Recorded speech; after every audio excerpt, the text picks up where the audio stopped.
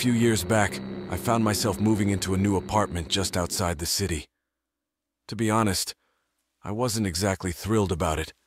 It was all I could afford at the time, and I knew it was going to be a temporary situation.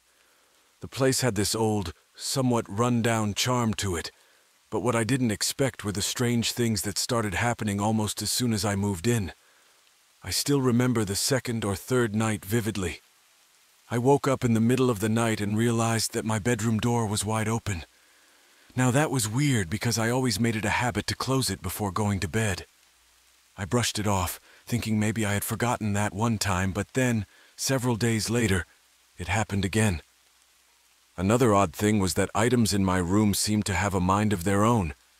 They'd get moved around or sometimes just vanish. I even began to wonder if I was sleepwalking, but I had never done that before in my life. I couldn't come up with a reasonable explanation for what was going on, so I started getting more cautious, double-checking locks, and becoming hyper-aware of my surroundings. That's when I started hearing things, usually late at night. Footsteps, objects shuffling in another room, and other strange noises. Most of the time I'd stay put in my room, too scared to investigate. And even on the occasions when I did muster the courage to take a peek, there was never anything to see. The noises were fleeting, and I began to think I was simply being overly paranoid. As much as I wanted to move, I was locked into a lease, so I tried my best to ignore it all. Then, something interesting happened. My brother came into town for a 2-week business trip and asked if he could stay at my place. I was more than happy to have him over. He crashed on my couch in the living room, and during those 2 weeks, nothing out of the ordinary happened. It was a relief, but almost as soon as he left, all the strange stuff kicked back into gear. It was maybe 3 or 4 nights later when I woke up in the middle of the night to a sound coming from inside my room. I looked up, and this time, I saw a man standing in my bedroom doorway. I recognized him as my neighbor from the apartment next door, a guy I'd barely spoken to when I first moved in.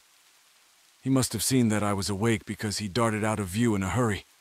My instincts kicked in, and I rushed to the door intending to lock it. But as I got there, I saw him slipping into one of my lower, larger kitchen cabinets. It was perplexing, but I figured he was attempting to hide.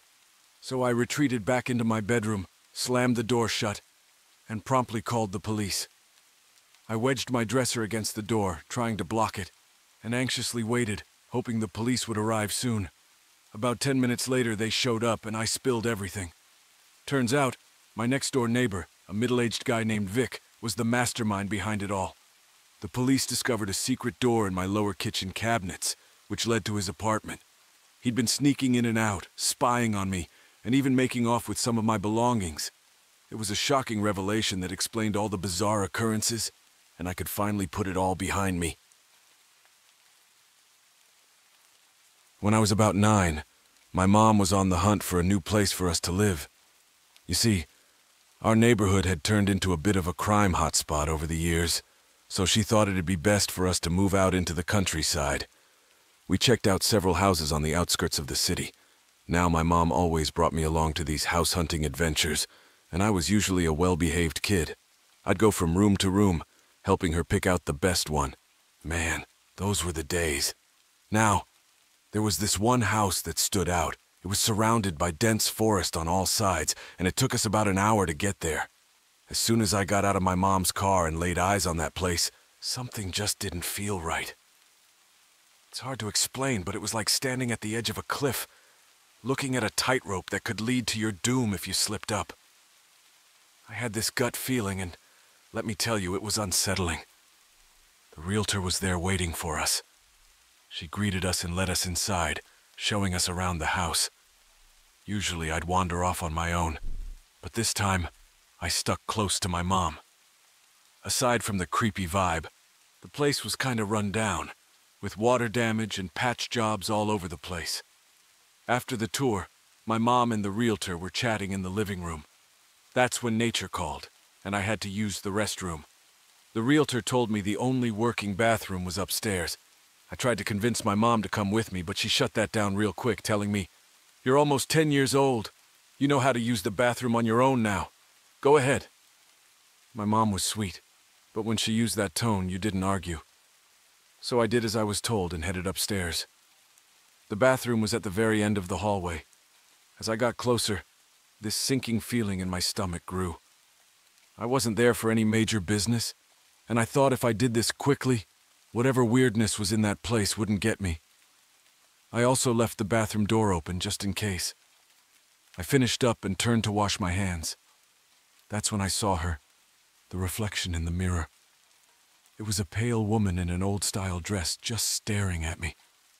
But here's the freaky part. She seemed to be muttering something, and she was perfectly still while her mouth moved a mile a minute. I lost it, screamed my lungs out, and made a run for the door, but it slammed shut in my face. I started pounding on the door, freaking out so bad that I blacked out. When I came to, both my mom and the realtor were looking down at me, asking if I was okay. I was on the bathroom floor. I jumped up and told them about the woman in the mirror, but once my mom realized I was okay, she was furious. She thought I was playing some kind of joke. Let me tell you, it was an awkward car ride home. Even at that age, I knew what I saw was paranormal, and even though it was years ago, that woman in the mirror still gives me the creeps. I was 22 years old when this incident happened, about a year and a half ago. I had just moved into my first apartment. The door leading to my apartment had a feature that automatically locked it when closed.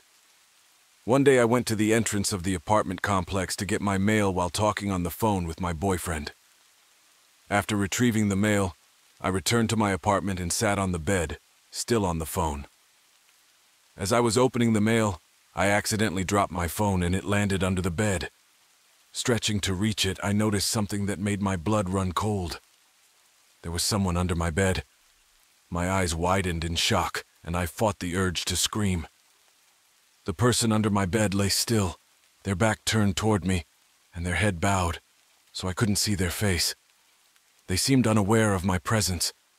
Trying to stay rational, though a million thoughts raced through my head, I picked up the phone and said, "Sorry, I dropped my phone. I'm just going to take a shower and call you back." I slowly got up, keeping an eye on the person under the bed, and walked to the bathroom. Once inside, I locked the door and turned on the shower. My apartment was on the first floor, so I made a quick decision. I climbed out of the window and called the police. I explained the situation and waited nearby as instructed across the street. It was still daylight as this happened during the summer. Shortly before the police arrived, my boyfriend came to my location. When the officers entered my apartment, they found a thin and disheveled-looking man who had been hiding under my bed. He had one of my kitchen knives with him and was apparently waiting for me to come out of the bathroom. The police apprehended him, and he was later placed in a mental hospital. Terrified by the experience, my boyfriend moved in with me the very next day. I wanted to share my story to help others know what to do in such situations. The police commended me for my quick thinking, as screaming could have had dire consequences. Hello everyone! If you enjoyed this video and found it helpful or entertaining, please consider giving it a thumbs up and subscribing to our channel. Your support motivates us to create more content you'll love. Thanks a million! And if you've just subscribed, please drop a comment saying I subscribed. We'd love to welcome you to our community.